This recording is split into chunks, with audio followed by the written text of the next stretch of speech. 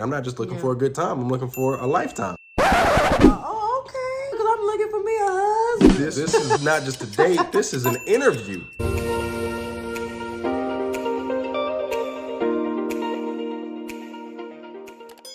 What's Hey, up, y'all. everybody? Welcome back to the channel. Welcome back. Today we're talking about how we dated with purpose. Not just any purpose, the purpose to get married. Open your mouth. To marry. We're sharing 3 tips to date to marry. And make sure you stick around to the end because we've got a bonus, y'all. So if you want more content on relationships and lifestyle, make sure that you like, subscribe, and hit the bell notification icon. That way you never miss a video. Because we upload a video every week, y'all. And when you subscribe, leave us a comment saying, I subscribed. And we'll be more than happy to reach out to you personally and thank you for joining the family. As you guys know, every week we shout out one of our subscribers. Today we're shouting out Tan. Thanks so much, Tan, for being a faithful part of our community. Welcome to the family. For those who are new to the channel, a little background on us. We knew very quickly. Very. If you have not seen our crazy, weird love story, make sure you check that out. It will be linked in the description below. Yeah, we knew very early on that we were getting married. We didn't play any games. Not at all. We got together, as you guys know, it was about a week. Then we got engaged 2 months after that. I never thought that would be my life. Didn't think it would be yours, but it is. And then we were married 7 months later. 7 months total, 5 months later. Very fast. Very fast. But we had no doubts because we dated with intentionality. We dated with purpose, y'all. On purpose and with wisdom. We want to share a little bit about our story and tips for you guys who are still on that dating journey, but who are serious about actually finding a life partner. And hopefully this is your year to go ahead and make that happen. The year that we got married, I hoped that something would pop off. I never expected to be married in the same year, and I had no prospects that I was really strongly considering at that time. Anything can happen. Anything can happen, y'all. So tip number 1 that we did is establishing our criteria from the beginning and cutting anybody that don't fit. You got to cut them. And that's not easy, but I tell you what, that year, what I did, I didn't even know my wife at the time. She didn't know me. Years actually prior to that, I already created a list. I went through everything I wanted. Some of you This guys guy was so specific. Yeah, because you stuck with that person for life. I mean, So I was like, it's a life sentence, and I don't want it to be bad, and I don't want any big D's, that is divorce. So, Wow, pause. yeah, pause. I didn't mean it like that.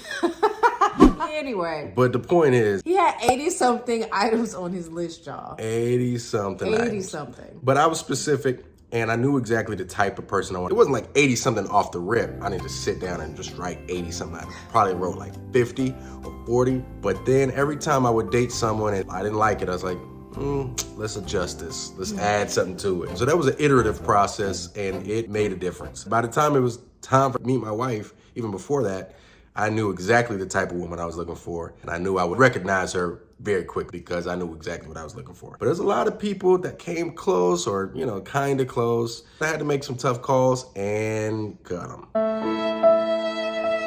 had to cut them because it just wasn't the best for me. And I'm not saying you got to be super picky. I had to cut because they didn't fit my criteria for what I really, really wanted. And it is a life sentence that was important to me.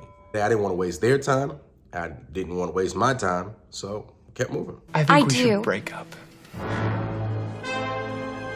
And we're not saying to be unreasonable with these lists. First of all, take a look at yourself. Yeah, yep. Am I the person that would attract this type of person? Would this person be an equal match for me?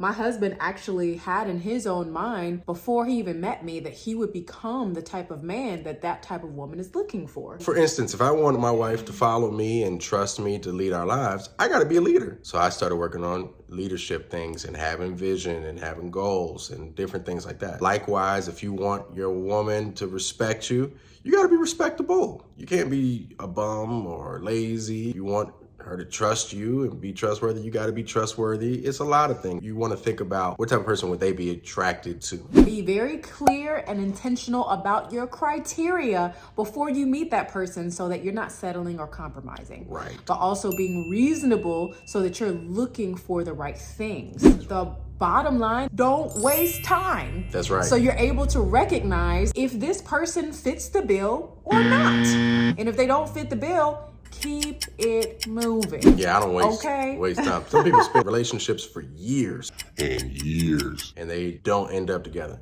I mean, you kind of know a little bit about that. You were in a long-term relationship, and she wished that she knew sooner that it wasn't going to work out, because then it's just a waste of time and a lot of heartbreak that's unnecessary. Exactly. Sometimes people are sticking around with what's comfortable. Yeah. But good is the enemy of best. So know what the best is for you. That's right. Also, a tip is to look for spouse material, not boyfriend, girlfriend material. If what you have normally been attracted to doesn't work out for you, look for something else. I can't do this no more. Do what? This game. Let's just move on. Be open to something else. If you're normally attracted to the bad boy who just makes you feel so good, so sexy and alive in the moment. Hi, Ziki. You sexted. Those aren't mine. But you can't trust him and you end up in heartbreak, then maybe get yourself a man in a collar. You know what I'm saying? If you're a guy and you're normally just attracted to the nasty girls and that pleasure you for the moment, maybe you should look for someone that you can see as a mother to your children, a good and loyal wife. Make sure that you're actually looking for what makes a good spouse, not just being short-sighted and looking at what makes you feel good right now. Because a lot of those butterflies and infatuation can pass anyway. So look for what is going to last. What is this person's character like? Are they gonna be loyal and trustworthy for the long haul? It doesn't matter how fine somebody is if they leave you in tears. For Christ's sake. Okay, let's be smart about this. Are you normally attracted to people that don't love you as much as you love them? Are you a giver that is normally attracted to a taker that ends up leaving you drained and dry? Maybe you should start looking for someone who's also a giver. Let's reevaluate if we're attracted to the right things or not. Because if we're looking to date to marry and not just have a good time, then we need to make sure that our criteria is based on long-term beneficial qualities. Mutually beneficial. Mutually beneficial. To summarize, you're not just looking for a good time, you're looking for a lifetime. So just keep that in mind. That was well said. It was. Wow.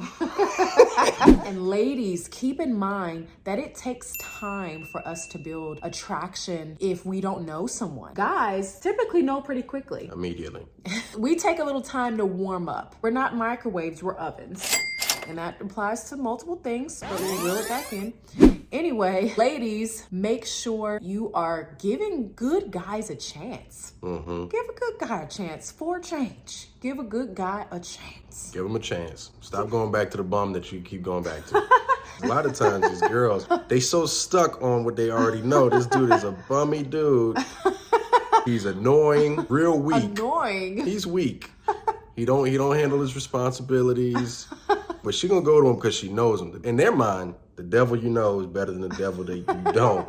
I love you. Come on, baby. I mean, look at you. You ain't even all that fine. You just average. But the truth is, you shouldn't be with a devil at all. So if he's a good guy, give him a shot. Give a good man a chance, even if the attraction takes a minute to build. Good don't mean he got to be boring. And I'm not saying that. I'm just saying if he's a good guy. Boring men can good make character. great husbands, though. That's true. That's And- true. If you can love him, love him. People have to keep in mind that you may be the adventurous one that brings that person out. Opposites attract. It's not a bad thing if a homebody gets with someone who loves to go out. Remember that guys typically know. So if you guys have been fooling around for 2 years now and he's still not talking about marriage, Oh my God. I will, yes. You know what? not serious and likely not gonna happen. So don't waste time. That's true. Number 2. Wait a minute. Have you subscribed? Have you? If you haven't subscribed, make sure that you click subscribe, like the video, and hit the bell for notifications so you don't miss a video. Now back to your regularly scheduled program. We made our intentions known up front. That's right. I mean, from the very beginning. Christy, what did I tell you in the very first date? I told you. He said, I'm not looking for a girlfriend. I'm looking for a wife. That's it. Made it very clear. I'm like, oh, okay. That's good because I'm looking for me a husband. This is not just a date. This is an interview for you and for me. Don't say that now. Don't say that.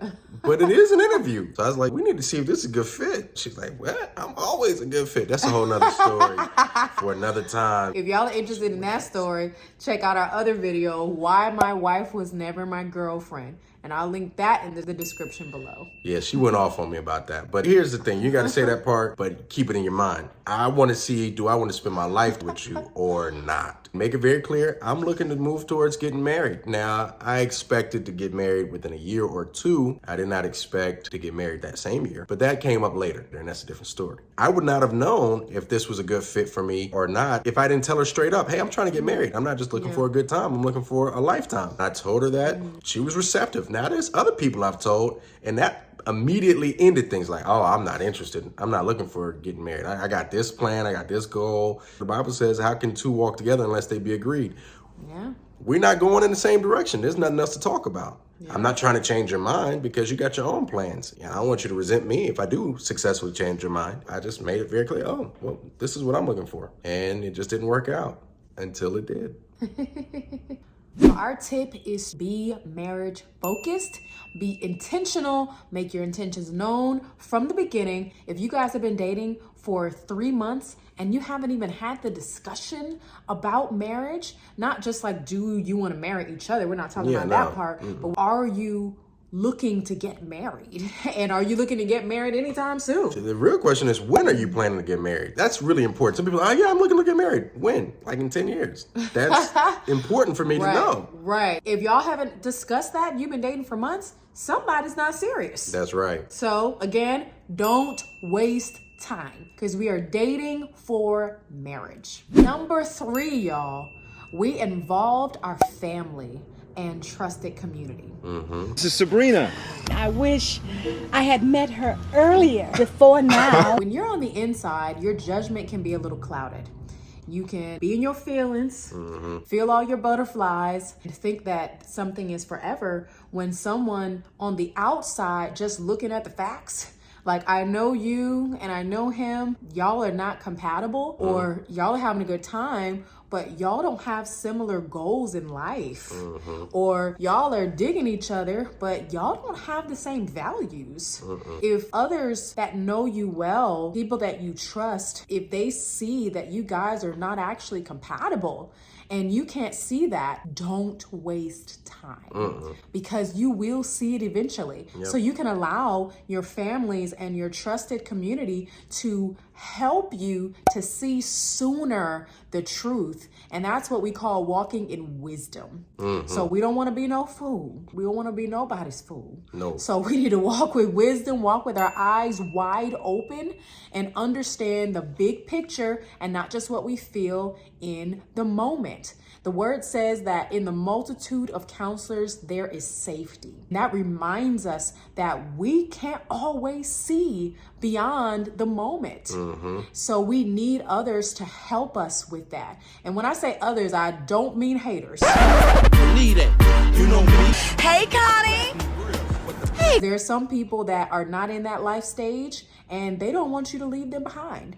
So they're going to look for something wrong. They're going to discourage you from being in any relationship. Yeah, no haters. No haters. So no haters, please. But people that you can trust. Or the career single person, the person that's going to be single forever. You got to be careful with them. Some of them want what's best for you. Some of them know what's best. And some of them... Some of y'all need to stop taking relationship advice from single folks. How are they giving you direction on how to have a lasting long-term relationship and they don't have one? Apparently, whatever they're doing doesn't work. So stop taking advice from single folk about your relationship. They're giving you directions on a road they never been down. That's true. No, thank you. And I like something you said, which is to walk with your eyes wide open. You know, they say love is blind, but I prefer to walk with my eyes open. I need to see exactly what's going on with you, your skeletons in the closet. I need to see, can I deal with this for a lifetime? I had a 6th grade teacher, you know this story. He said some words. I will never forget this man. If you're ever watching this video, Mr. Old No, shout outs to you. And he just said, when I was looking for my wife and I was dating her, I figured out everything I couldn't stand about her. He said, and I asked myself, if she never changed, could I stay with her and still love her for a lifetime? And when the answer to that question was yes, he married that woman. That was his wife, and he built a family with her. And I kept those words, and I was only 11 years old, and I was like, you know what, that's kind of deep. Yeah. So I know the stuff that gets on my nerves about my wife. You can watch that video. That's our pet peeves video, and I will link that in the description below. Check it out. It ain't always lovey-dovey. But love endures through it. I can still love her despite that. That's a big deal. But your friends and family help you to identify some of those things that are not as obvious at the time. You want to get some feedback and perspective from people that are not in love with the person you're in love with. Exactly. Just like some people talk about falling in love, we don't subscribe to that doctrine. Because the same way that you fall in love, you can fall out of love. The truth is that love is a choice. That's right. And when you're talking about spending a lifetime with someone, entering into covenant with each other, making a commitment, that means I choose to love you every day for the rest of my life. Preach, so Pastor. This is maturity. Love is mature. Love is patient. That means it can endure through time. You see, the preacher came about her. The preacher doesn't come out of her. Always preaching. For that bonus we promised, last but not least, please don't cloud your judgment with the physical. Sex definitely enhances a good marriage, but it will not fix a bad one. So do not make your decision on who you marry based on physical things. Sex clouds our judgment. You ain't gonna just rock my world and think this is over. It just does. I don't know how many of y'all watched The Bachelor or Bachelorette. I will not say who it was, but she had the perfect, sensible choice. They were compatible on so many levels. She changed her mind about this brother after the fantasy suites, and she slept with the smooth one. She woke up skipping, singing a whole new tune, y'all. I guess he tore it up. The truth is, sex is very spiritual for all people as far as females are concerned, because our emotions are very much so attached to sex. It bonds us. It does for everybody, but it definitely does affect the way that we feel, and we tend to make decisions based upon how we feel. That is not something we want to do when it comes to a life-altering decision like marriage. Who you marry is one of the most important decisions you will ever make. It is. So you want to be wise about that and do that with a clear head. My husband and I had lots of passion and affection. We knew we wanted to, but there was no question about whether we had that chemistry. But we waited until we got married to honor God. It definitely helped us to just see and know each other for who we are, not anything physical. You can build those physical things and learn each other and what each other likes. So the whole trying the milk before buying the cow, blah, blah, blah. It is very important to make a wise decision on who you marry and not to cloud that judgment based off physical things that can grow. Also, people aren't cows. Although some look like them. Thanks for joining us, Thanks for joining guys. us. Another episode, A Day in the Life with the Brawley story. Again, This if you wasn't really a day in our life. whatever. Again, if you haven't liked, subscribed, and hit the bell notification icon, please do so now. And when you subscribe, make sure you leave us a comment saying, I subscribed. And we'll be more than happy to reach out to you personally. And thank you for joining the family. Till next time, guys. Peace.